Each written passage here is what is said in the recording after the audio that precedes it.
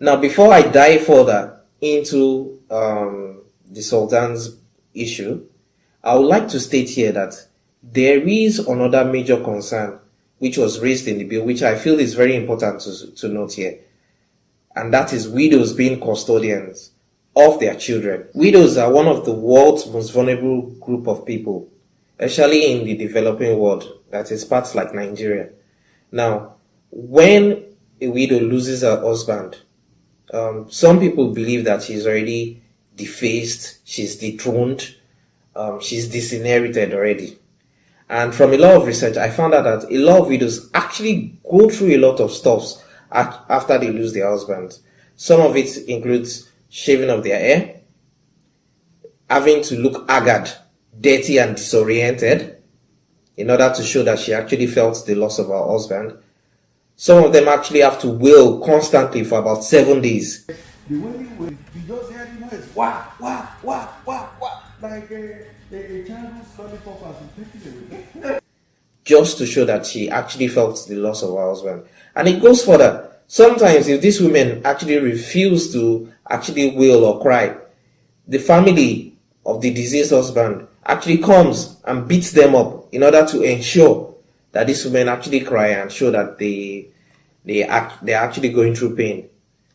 So, this got me very, very upset, because if we actually look at it, the main cause of this problem are actually the customary laws which we have in the country.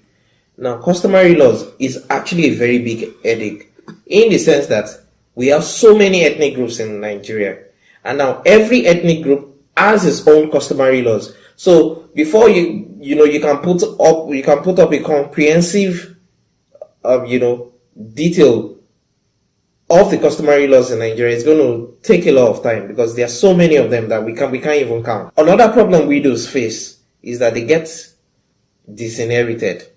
That is, they lose properties. The family of the husbands don't want to know whether the husband and the wife both worked together for the properties. Immediately the husband dies or he passes away, the family is just swooping and, try to take over the properties, probably the house, the land, and all that.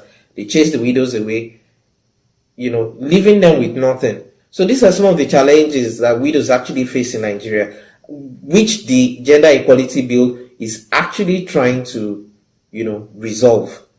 Because customary laws are actually an headache. But in the case of widows being in custody of their children, the two widely, most practiced religion in Nigeria, that's Christianity and Islam, actually support that widows should be custodians of their children. But guess which law doesn't support widows being custodians of their children? It's the customary law. Because customary law actually believes that widows are actually properties. But, I would just like to state here that widows being custodians of their children is actually a good thing, and I support the Gender Equality Bill actually focusing on that part and, ensuring that widows are actually safe and they are well protected. No written law has ever been more binding than unwritten customs supported by popular opinion. That's a wise saying by Carrie Chapman Catt. Gives one a clear understanding of why customary laws are still prevalent in our society. And I just hope that as time goes by, with a lot of exposure and with a lot of education, our people can actually leave some of those laws behind. I'm not saying all the customary laws are actually bad, but the major ones that are actually bad, we can drop them behind and, we can move forward ahead with reasonable and, should I say, people-friendly laws. So let's dive into the section of the Equality Bill, which states that there should be equal inheritance for men and women. Now, if we want to go into proper details of that section, we need to understand the types of inheritance we have in Nigeria. So we have inheritance based on customary laws, we have inheritance based on Christian laws, and we have inheritance based on the Islamic laws.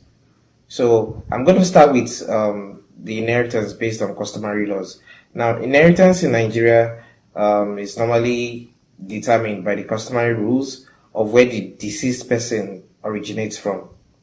So if the person is from the southwestern side of the country, of course, then they will follow the customary rules from that region. If the person is from the southeastern side, then they follow the customary rules of that region. This, of course, presupposes that the deceased person, either is he or she, did not make any will.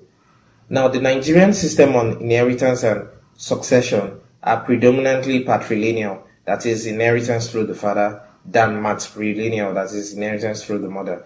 So I want us to take a look at some of the rules of inheritance relating to some ethnic groups in Nigeria. So in the Yoruba land, distribution of estates of a deceased person who died without making a will is per tribe. They call it in Yoruba language idigi. That is, the number of wives the deceased person left behind is what they use to share the estate, and not by the number of children. Now, where there's a serious dispute amongst members of the family, then the head of the family can use his discretion to divide the properties amongst the members of the family using the number of children. Take, for example, a deceased person left behind 2 wives. Now, the first wife has probably like 5 children, and probably the second wife had none.